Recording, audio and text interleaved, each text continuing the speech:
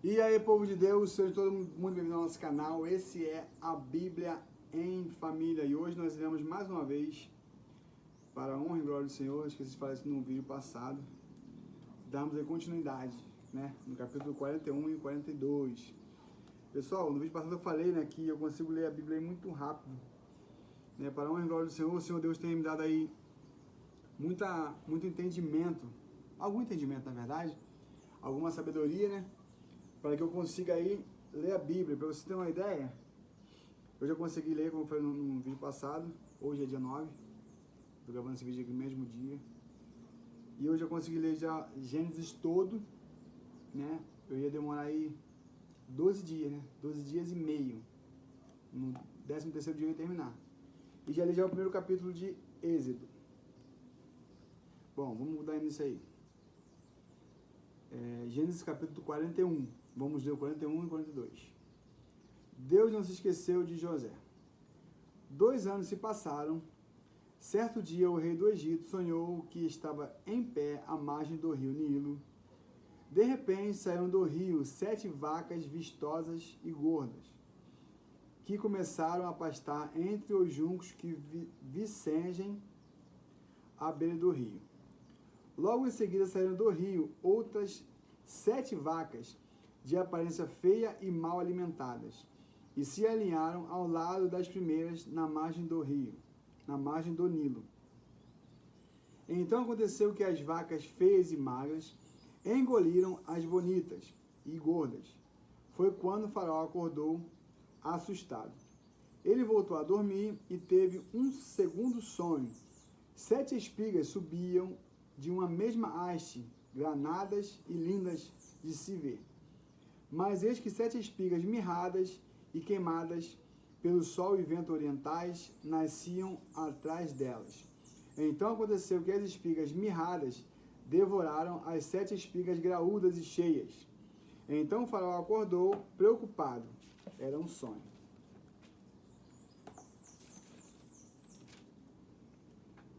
De manhã, com o espírito conturbado, o faraó mandou chamar todos os magos e todos os sábios do Egito e lhes contou os sonhos que tivera durante aquela noite passada. Mas ninguém conseguiu dar ao faraó uma explicação convincente. Então o chefe dos copeiros dirigiu a palavra ao faraó e lhe declarou: devo confessar hoje minhas faltas. Numa daquelas noites, um dia o Senhor ficou muito irado, com muita raiva de mim e do chefe dos padeiros, e mandou nos prender na casa do capitão da guarda. Numa daquelas noites, cada um de nós teve um sonho, e cada sonho tinha uma interpretação particular. Pois bem, havia ali conosco um jovem hebreu, um escravo do capitão da guarda. Contamos a ele nossos sonhos, e ele nos revelou os seus significados, proporcionando a cada um de nós a interpretação exata do seu próprio sonho. E tudo aconteceu de acordo com o que ele nos dissera. Eu fui restaurado à minha posição de confiança e o padeiro foi empanado. Assim que ouviu isso, o faraó mandou chamar José, que foi trazido às pressas da prisão onde estava. Depois de se barbear e trocar de roupa, apresentou-se perante o faraó. Então o faraó dirigiu a palavra a José e declarou: eu tive sonhos que ninguém consegue interpretar. Entretanto, ouvi dizer que de ti, que quando ouves qualquer sonho, podes decifrá-lo. Contudo, José disse ao faraó: quem sou eu? É Deus que dará ao faraó uma resposta favorável. Então o faraó contou a José o que sonhara. Em meu sonho, aparecia-me estar em pé na margem do Nilo. Eis que subiam do Nilo 7 vacas bem alimentadas e de bela aparência, que começavam a pastar entre os juncos. No entanto, eis que outras 7 vacas emergiram logo depois delas, exaustas, de aparência feia e mal alimentadas. Jamais vi animais tão debilitados em toda a terra do Egito. As vacas magras e feias devoravam as 7 primeiras, as vacas gordas. Mesmo depois de as devorarem, não demonstravam qualquer benefício em tê-las devorado, porquanto a sua aparência continuava tão extenuada e feia quanto ao início. Então acordei. Mais tarde voltei a sonhar e vi 7 espigas de cereal, cheias e saudáveis, que cresciam no mesmo pé. Depois delas, brotaram outras 7 espigas murchas e mirradas, ressequidas pelo sol extenuante e o vento leste. As espigas magras engoliram as 7 espigas boas. Com isso, a todos os magos e adivinhos do Egito, mas ninguém foi capaz de esclarecer-me.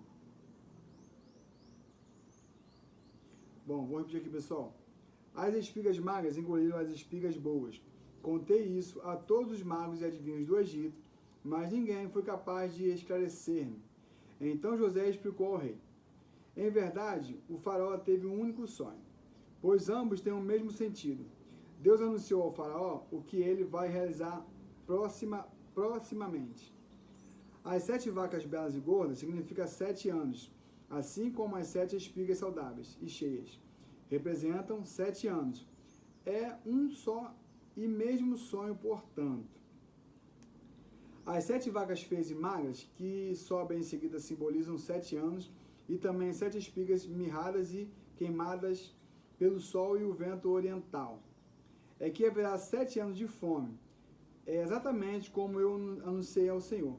Aprove a Deus mostrar ao faraó aquilo que ele vai fazer proximamente.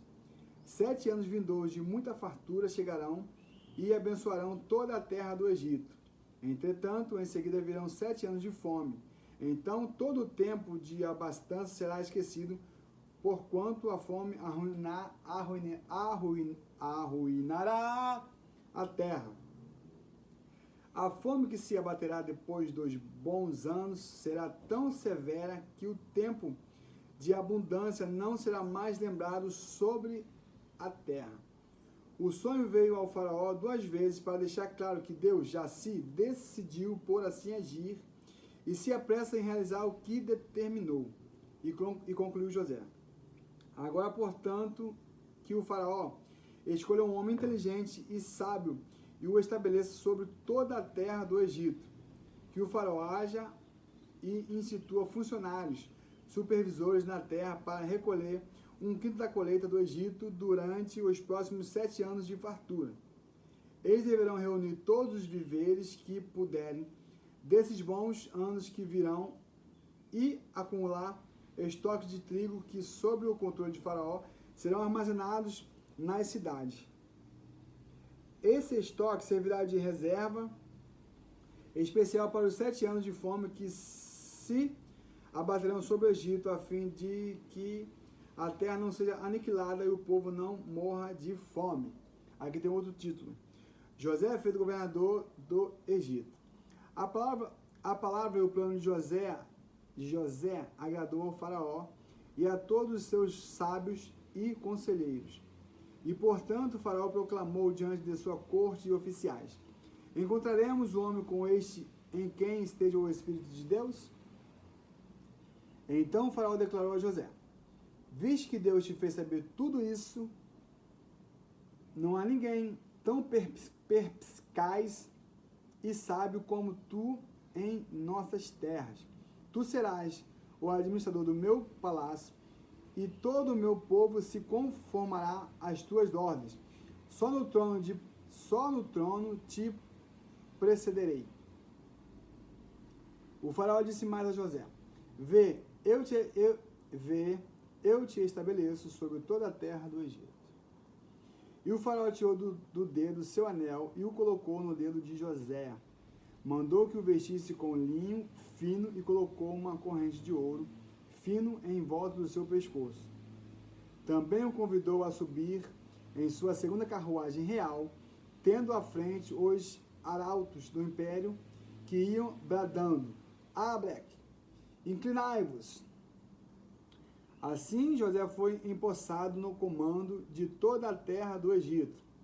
E acrescentou ainda o faraó: eu sou o faraó, mas sem tua permissão ninguém erguerá a mão ou pé para dar um passo em toda a terra do Egito. E o faraó impôs a José o nome de Zafenate-Paneia, e lhe deu por mulher Asenate, filha de Potífera, sacerdote de On, cidade do sol. Depois José saiu a inspecionar toda a terra do Egito. José tinha 30 anos quando se apresentou diante do faraó, rei do Egito, e José deixou a presença do faraó e percorreu toda a terra do Egito. Ou seja, se passaram 13 anos quando os irmãos deles venderam ele, até ele se tornar governador, né? Às vezes a gente fica orando aí, pedindo aí a graça de Deus, uma bênção de Deus aí, que nós achamos que nós somos capazes de receber do Senhor. Eles começam a orar e oram um dia, uma semana, um mês, talvez 6 meses, que é muita coisa, orar é difícil, você sabe, mas é muito bom orar, é necessário. E aqui no caso de José, foram 13 anos. Vamos embora. Durante os 7 anos de abundância, a terra produziu copiosamente. E ele reuniu todos os víveres e o trigo excedente dos 7 anos em que houve grande fartura sobre a terra do Egito, e depositou-os nos armazéns construídos em todas as cidades egípcias. Em cada cidade ele armazenava os cereais colhidos nas lavouras, nas redondezas. Foi dessa maneira que José estocou tanto mantimento que desistiu de ficar pesando e contabilizando as cifras. Aliás, as cifras. As quantidades iam além de toda medida, parecia a areia das praias do mar. Os filhos de José. Antes de começarem os anos de fome, Asenate, filha de Potífera, sacerdote de On, deu a José 2 filhos. Asenate é a esposa de José, né, e Potífera é o pai da esposa dele, né, o sogro, é homem. Aqui, ó, sacerdote em On, é homem. Mesmo porque não tem sacerdote e mulher, né, não tinha naquela época, não sei agora. Ao primeiro José deu o nome de Manassés, esclarecendo: Deus me fez esquecer meus dias difíceis e toda a família de meu pai. Quanto ao segundo filho, ele o chamou de Efraim, justificando: Deus me fez prosperar na terra dos meus sofrimentos. Então chegaram ao fim os 7 anos de abundância que houve na terra do Egito. E como José havia predito, começaram a vir os 7 anos de fome. Havia carestia e fome em todas as terras vizinhas, mas em todo o Egito havia o que comer. Contudo, quando os egípcios também começaram a passar fome, foram reclamar alimentos com o rei. Então lhes ordenou o faraó: Ide a José e fazei tudo quanto ele vos disser. Nesse momento a fome já assolava todas as terras. Então José mandou que se abrissem todos os armazéns de trigo e começou a vender mantimentos aos egípcios. Agravou-se ainda mais a fome na terra do Egito. Ou seja, o Senhor Deus já tinha todo um plano, né? Já sabia como é que era o jeito dos irmãos dele, né? do que eles seriam capazes de fazer com José. E eles venderam José, mas Deus já tinha um plano. José ia ser vendido, ia ser preso, ia estar na cadeia, na prisão. Depois ele tendo dom de interpretações, ele ia ser convocado para interpretar alguns sonhos, né? Ia ter essa fome pela terra, onde os irmãos deles iam até onde ele estava, preso, para poder ali, aquilo que ele tinha sonhado lá atrás, quando ele tinha 17 anos, que ele disse que os irmãos deles se prostravam diante dele, fosse acontecer. E aconteceu, né? Porque até então, se ele estivesse na terra dele, junto do pai dele, ele ia sonhar, né? E ali os irmãos dele não iam ter escassez de alimentos. Vamos dar continuidade. Prontamente.